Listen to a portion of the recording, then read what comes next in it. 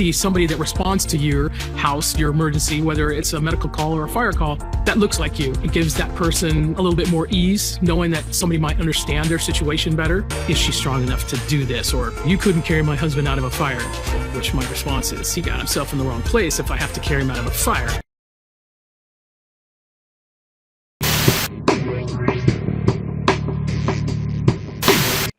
All right, we're back. Hello, Rumblers. Thanks for being here with us. Let's move right on along. Take some super chat. So it's my turn, right? Here we go. Your turn or my turn? Is it? Oh yeah, it's your turn. I think it is. Yeah. Yeah. You were asking why Raskin would bother to protect a non-voting delegate. It might be because she can vote where it counts before a bill can get to the floor. Yeah, but couldn't they just replace her on the committee? Like, couldn't they just swap her out with somebody else? Exactly. Someone else on. Exactly. You can get somebody who can do both. Right. Well, they couldn't do both, but you get someone. Oh, you mean on the committee? Yeah, you get someone on the committee who can do both. Yeah. And Chant Emerson, Stacey Plaskett's a great example that race doesn't matter. Corruption creates equal opportunity. Yeah. It's a heartwarming message. Unvaccinated guys. In the spirit of Christmas. Yeah, in the spirit of Christmas. In the spirit of Christmas. Yeah. Let them eat urinal cake, says unvaccinated guy. Thank you. Peter Monahan says, wow, passed on $3 bills. Thank you, Peter. Peter Monahan says, all who watch Jimmy Dore, we have a lot in common. Check out Due Dissidence. Let's spoon. You'll be happy and have something. There you go. Good one, Peter. Thank you for that. All right, I'll knock out a few more of these. They have Plaskett dead to rights, says Sound Chaser, right on video, and she skated anyway. What makes anyone think anything meaningful is ever going to come of any of this? Yeah, well, there you go. On My Real Name says, oof, not these two again, smiley. Hi, My Real Name. Good to see you. Unvaccinated guy says, Cuomo looks like a Timu Tony Hinchcliffe with AIDS. Thank you. Appreciate that. All right. Looks like Salvador Dali a bit too. I saw somebody on Twitter say that. Yeah, I could see that. He looks like the bad guy in a silent movie who would tie the people to the train tracks. It's amazing what a mustache can do. All right, what do we got? Oh yeah, we got, speaking of heartwarming, a couple of really heartwarming stories about the Saudis and the Americans. Yes. So the Saudis are in town. They're in town. They're visiting. Trump claims slain journalist Khashoggi was extremely controversial. Defends Saudi crown prince. So this is the journalist in question here, Jamal Khashoggi, entering the Saudi consulate in Turkey on October 2nd, 2018. Spoiler alert, he never left. He checked in, he did not check out. Breaking: Trump hosts Saudi Crown Prince bin Salman at the Oval Office for the first time since he chopped up an American journalist with a bone saw. And what a welcome it was. Let's take a look at that. That was quite a welcome.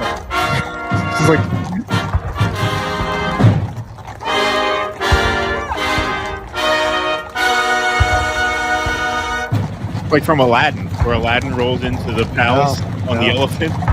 They should have had him come in on an elephant. Yeah.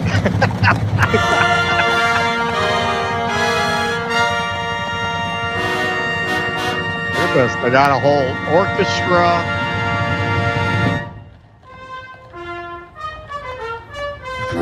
Hey, there's a bone saw Salton. That's what I'd call him, bone saw. Easy. This one's crazy with that bone saw. You keep the journalist back a few feet. Yeah, you never know. So you will get a tough question here. I can promise you that. not with him around. So MJ Truth Ultra here, a patriot. Kaboom! President Trump and bin Salman team up to destroy despicable ABC fake news reporter who tried to embarrass the crown prince. Listen to what MBS says. He says Oh my Osama bin God. Laden, via CIA documents, used Saudi people to destroy USSR alliance. That is significant that he stated this. This is really the worst timeline, man. It's really the worst timeline. For anyone who doesn't know, I mean, I think anyone watching Jimmy's show understands these people are fake. They get paid.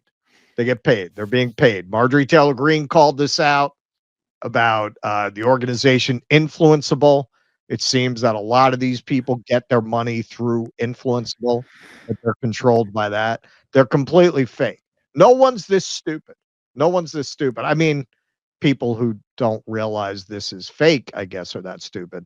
No one making a living doing this is that stupid. Let's put it that way.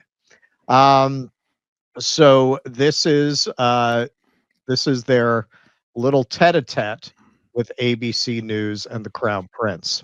Mr. Prince, is it appropriate, Mr. President, for your family to be doing business in Saudi Arabia while you're president? Is that a conflict of interest? And Your Royal Highness, the U.S. intelligence concluded that you orchestrated the brutal murder of a journalist. 9/11 families are furious that you are here in the Oval Office. Why should Americans trust you? And the same to you, Mr. President. Now, who are you with? I'm with ABC News, sir. You're with who? ABC News, sir. Fake news. ABC fake news. One of the But the worst. question is- One of the worst in the business. But I'll answer your question. Thank you. What are the I worst? have nothing to What are do the with the worst? family business. I have left, and when I've devoted 100% of my energy. What my family does is fine.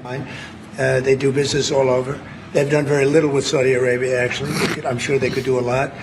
And anything they've done has been very good. That's what we've done. We've built a tremendous business for a long time. I've been very successful.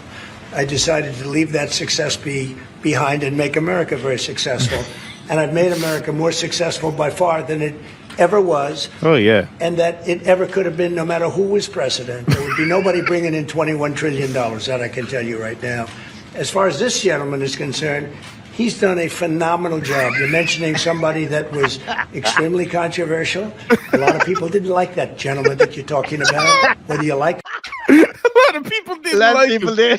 Didn't like him. So there are a lot of world leaders. They get other people to chop up the journalist with a bone saw. He does it himself. I wish I could chop you up with a bone saw. Right now, they won't let me. We're trying to change that right now. That's why I got Pam. Maybe eventually we'll be able to invite you to the embassy, young lady. him or didn't like him, things happen, but he knew nothing about it. And we can leave it at that. You don't have to embarrass our guest by asking a question like that. That is just straight mob movie shit.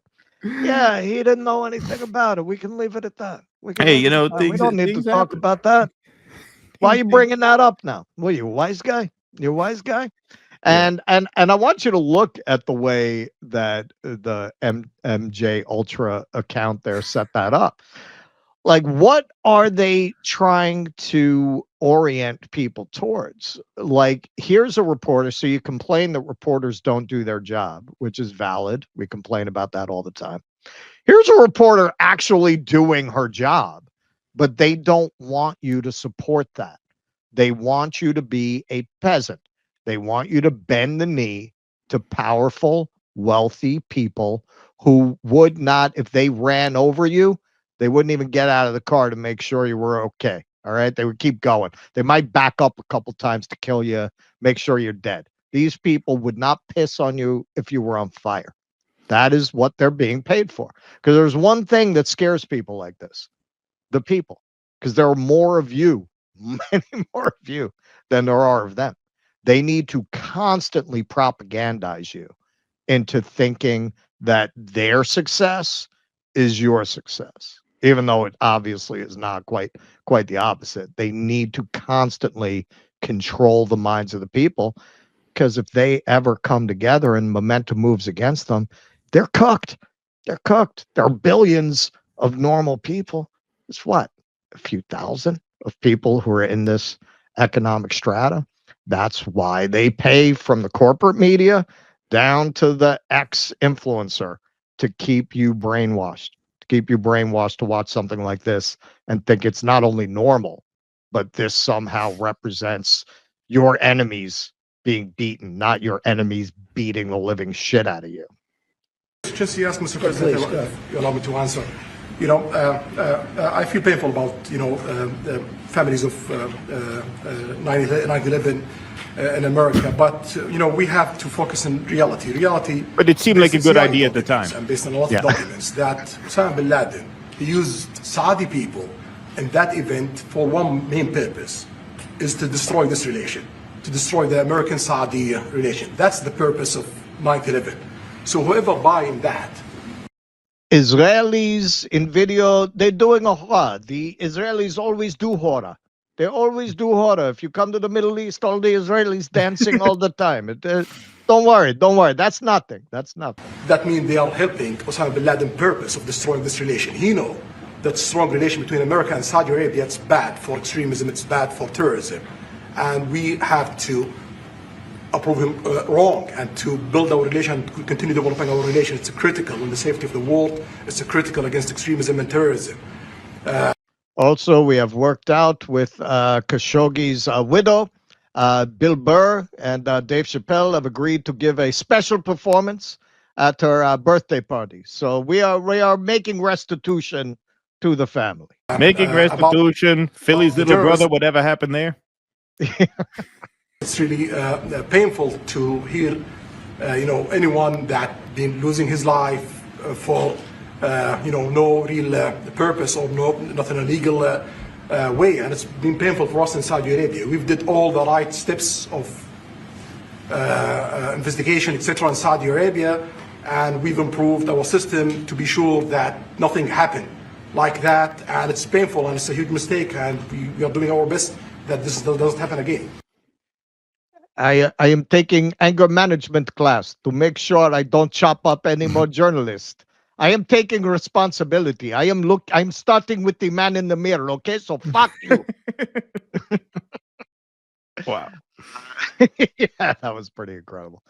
So David Icke here, responding to MJ MAGA Truth Ultra Bomb, whatever the fuck he calls himself. No, they didn't. The reporter asks two legitimate questions, followed by Trump kissing tyrant Salman's backside. Good for family business. And Salman perpetuating the lie that Osama bin Laden was behind 9/11. Salman will know who really orchestrated those attacks, an inner circle combination of the Israeli government and military intelligence and the U.S. government military and intelligence.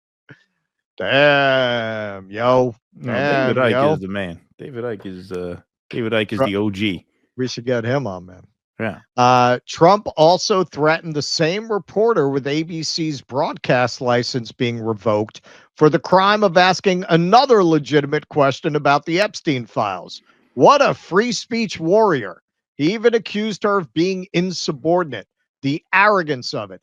Salman is a brutal dictator, and Trump is a pathetic liar and bully boy. That's quite a team. And he throws it back at him. Kaboom. You know, these people, they're all making it out like something that wasn't. He gave me a golden bone saw. So what about it? I liked them. We partied. Bill Burr, you know, he says it was wonderful over there. They treated him wonderfully. So, Trita Parsi here. I commend the ABC reporter who asked MBS both about 9/11 and the murder of Khashoggi. I just wish American reporters would also ask Netanyahu about the ICC arrest warrants, his genocide in Gaza, the apartheid system he runs, and 10,000s of children he has murdered. You know what that is? That's a legitimate criticism of the media. That's what you call a legitimate criticism. Unlike MJ Ultra's criticism. So this was pretty interesting. This is classic Trump.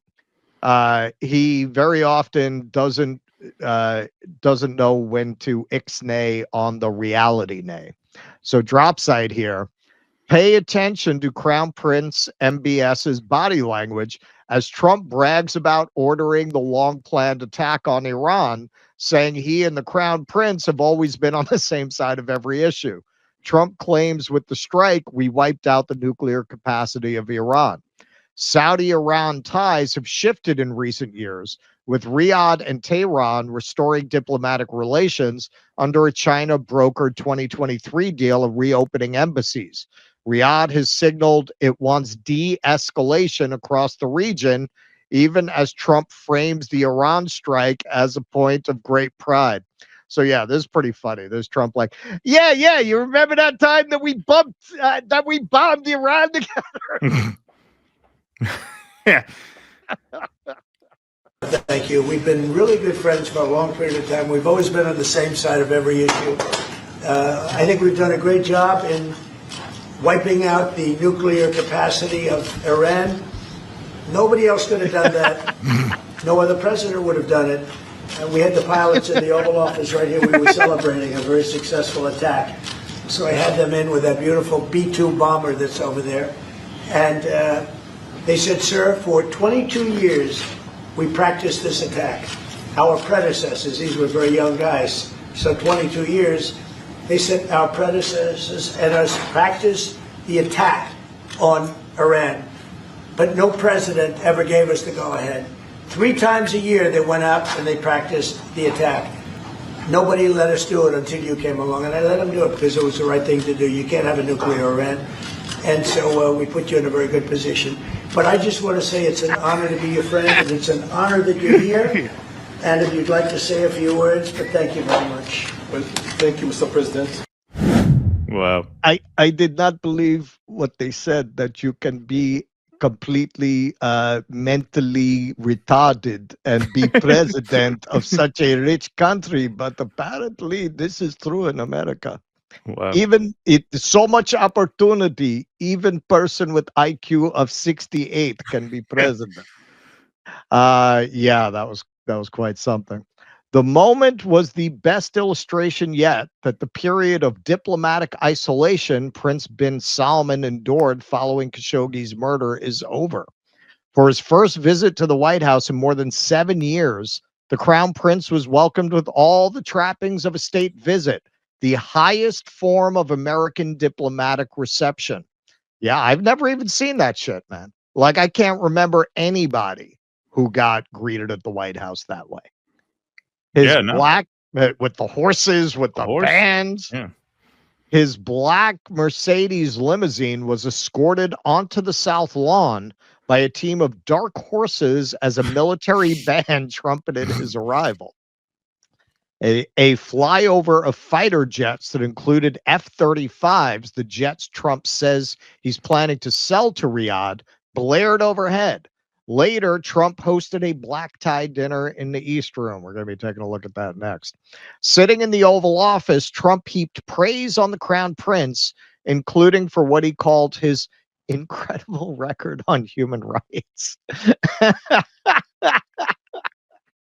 The president touted new deals on Saudi investments in the United States and affirmed his plans to sell the American-made jets, even as the Crown Prince stopped short of committing to some of Trump's priorities.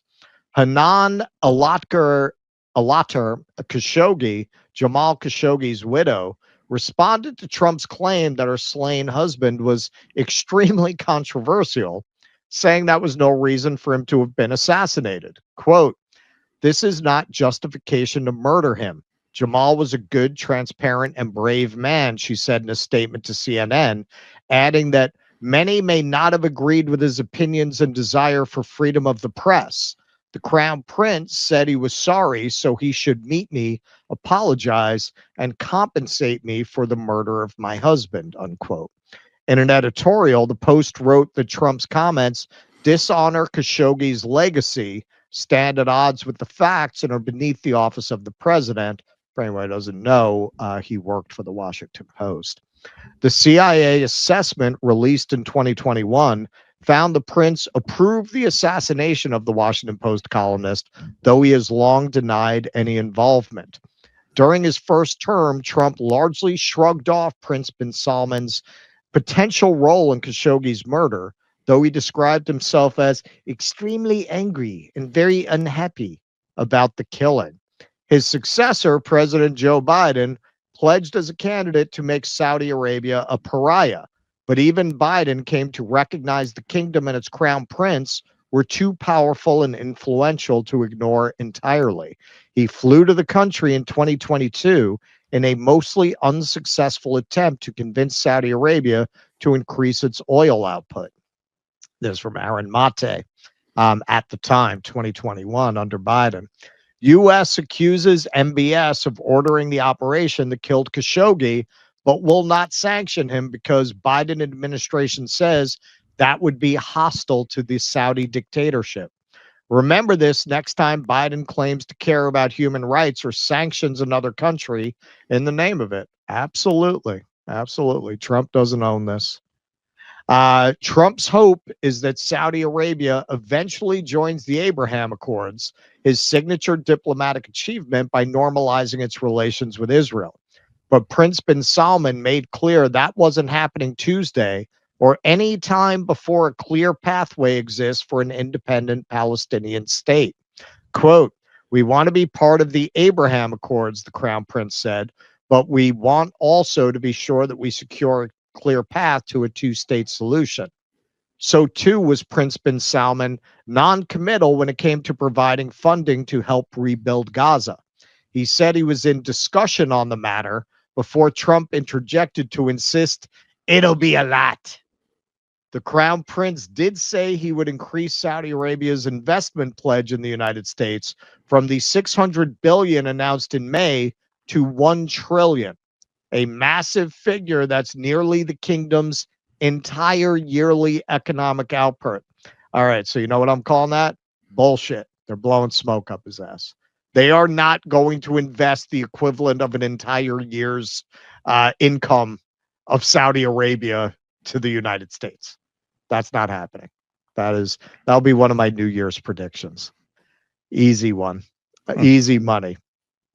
Trump, meanwhile, seemed eager to provide new American assistance to Saudi Arabia, including a defense pact and an agreement that would help the kingdom develop a civilian nuclear program. Mostly, however, he seemed intent on honoring the Crown Prince, who has consolidated power and is now the kingdom's day-to-day ruler. "I just want to thank you," Trump said. "We've been really good friends for a long period of time. We've always been on the same side of every issue." So this is Trump during his first term being asked what he thought about the murder of Khashoggi. Tape. I don't want to hear the tape. No reason for me to hear the tape. Why don't you want to hear it, sir? Because it's a suffering tape. It's a terrible tape. I've been fully briefed on it. There's no reason for me to hear it. In fact, I said to the people, should I? They said, you really shouldn't. There's no reason. I know everything that went on in the tape without having tape. And what happened? It was very violent, very vicious, and terrible. A month ago, you said you had spoken with Saudi Crown Prince Mohammed bin Salman and that he had told you directly that he had no knowledge of this. That's right. And still says that. But we now know that some of the people closest to him, some of his closest advisors were part of this. Question, did MBS lie to you, sir?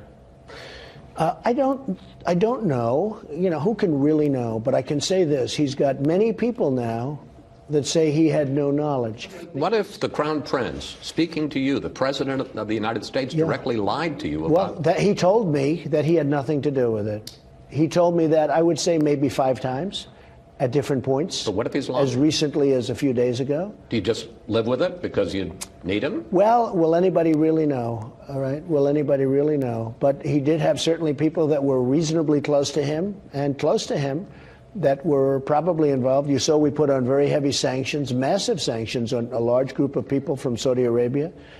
But at the same time, we do have an ally, and I want to stick with an ally that in many ways has been very good. So if who can know? Who's to know? Who's to know? It's like I said to my old friend Jeffrey. I said, "Did you fuck Melania?" He said, "No." He said no many times. So, I believe a lot of people who know Jeffrey say, "Oh, yeah, he had that. He had that coming and going." He said it 5 times, though. So who knows? Who's to know? You know, she's the mother of my children now. I don't like to delve into those things. Let bygones be bygones. So if you're in the U.S. military, I hope you're ready to die for Saudi Arabia because we have just taken the relationship to another level. This is from DD Geopolitics. Breaking: Saudi Arabia designated major non-NATO ally.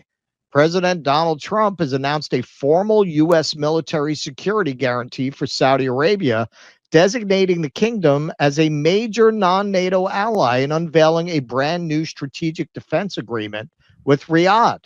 This is historic. It means Washington is now committing to Saudi Arabia's defense in a way it never has before, a level of partnership previously reserved for countries like Japan, Israel, and South Korea. Let's hear that. Really think about it, Your Majesty. I think that this is the best in terms of safety. Saudi Arabia has never been as safe as it is right now.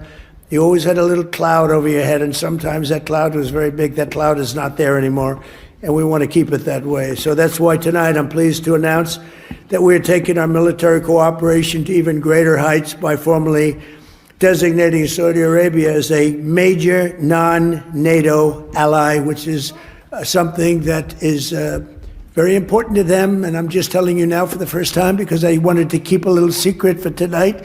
I just heard him say, "Oh, that's nice." That's another point you won today. And signing a historic strategic defense agreement, which we just signed a little while ago. So congratulations. It's out there. Congratulations. Yes. Just do us a favor. Try not to chop too many people up. You know, not right now. Bone sewing. Yeah. Not right now. We need to have Benny in the closet put out a few more videos about the upsides of chopping up journalists before we get enough people to think that's what they voted for. Yeah, I think a lot of people have to ask now who supported Trump, is this what you voted for? Did you vote for the military to die for Israel? Did you vote for the military to agree to die for Saudi Arabia? Is this what you voted for? There's something, I think if you're just a normal person, like most of us are, you have to realize we're ruled by criminals from top to bottom. We are ruled by criminals and people who serve criminals, who propagandize on behalf of criminals. And it's not a partisan thing. We saw in that segment, Aaron Mate calling out Biden. Biden went and kissed their asses. This is not exclusive to Trump. Trump does it in a particularly blatant way. But that was something that way back when Taibbi wrote Insane Clown President and some other articles about what Trump represented, he hit that right on the head. He was taking the mask off the ugly reality of U.S. empire. So I don't put that at his feet. I don't say that what Trump is doing here is necessarily different than the policy you would get if Kamala were president or if Biden had somehow won a second term and we're still president. It would probably be exactly the same policy, just not as overt. But that raises the question, what's the way out of this? Because you're not voting your way out of it, because both of these parties have the same agenda, and it's agenda that doesn't include you. The voters are an annoyance for these people. They come out and they pacify you with promises when they have to, and then they just go right back to business as usual. I mean, in a unrelated thing, we just saw that with the Democrats who've been screaming Epstein, Epstein, Epstein, and as soon as they got a chance to vote that way, they all protected Plaskett. Nobody's actually going to change course in this system. They're all corrupt. They all hate you. And they all want to create a country that only serves their donors and the people of their social strata. This is the problem of our age. How do the people come together to knock these people out of power? As long as they're in power, you're never going to have prosperity for working people in America.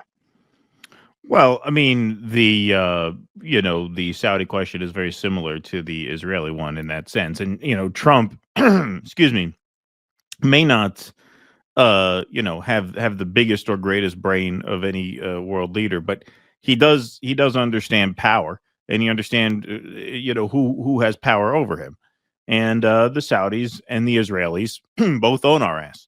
And Trump is smart enough to know that. So was Joe Biden. So was Kamala Harris. So are all these people, right? Mhm. They all know that. That is the imperial arrangement, right? And we are very dependent both on Israel and on the Saudis to maintain our dominance. And so ultimately, there's only so far you could take things. That's why when Chris Wallace asks him, "Do you believe him?" It's got no. I mean, Right. Yeah. it has nothing to I do with choose whether to Trump believe him. Right. It's you choose to believe him because you have no choice but to say you believe him. Right. Like it doesn't really matter whether you believe him or not. All that matters is, you are willing to accept. It's very similar. I mean, you made the mafia comparison. It's very similar in the mob. Somebody disappears.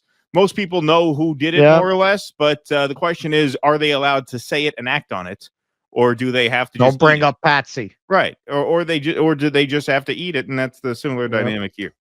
Yep. All right. You want me to do some of these chats while you set up the next piece because you got 2 in a row. I can knock these in, or you can. Doesn't matter. Yeah, I have those all set up. All right, go ahead. Okay. Where are we at now? Right, the last batch here. Already dead, right? Yeah. Fresh in my inbox from Racket. The Jeffrey Epstein story is beginning to smell like Russiagate. Yep. Is that true? Huh? That can't be right. Is that a joke? I don't even know anyway. That's how you know. That says a lot that I don't even know if you're joking. I don't really know. I mean, I Wouldn't was surprise assuming, me. I'm assuming that he's not. Why don't you take a look? I'll take a Why don't you look. Take a look. Yeah, I mean, Taibbi's not what he used to be. That's for sure. Ron Burgundy. 2 head choppers in the White House in 1 week. Trump's USA truly is great, isn't it? Oh wow, it is true. It is true. I thought it was true. That sounded like some retarded shit that Taibbi would put out now. Like that totally sounds like a Taibbi. How could you Taibbi write that? post-lobotomy title. Wow. Damn. It's funny. I literally didn't even know if you were joking or not. All right. So did he write the whole thing without ever saying the word Israel? Because that's kind of his amazing magic trick these days. He writes whole articles about Zohar Mamdani and Barry Weiss without saying Israel or Palestine. It's kind of amazing. You almost have to admire it. That's pretty amazing. It really is. Wow. EO Shush, I can forgive. All right. I'm sorry, like we gave 2 hours to ripping Taibbi a new asshole. We might have to do that article tomorrow. I'll take a look at it. EO Shush, I can forgive doing 9/11. I can forgive chopping up journalists, but I can't forgive not wearing a suit to the White House. Yes. And Zelensky did indeed don a suit next time he came. Gator Pete, I served Army. I will never hear the truth. Lost all respect for my ex-branch Congress and House. They were all corrupt and bought off by AIPAC. And now Saudi Arabia suck Bubba, gonna live in a hole. All right. That was like bebop poetry there. Nice. Gator Pete. Yeah. Okay. Right, you got it. That's everything. All right. So you're up again.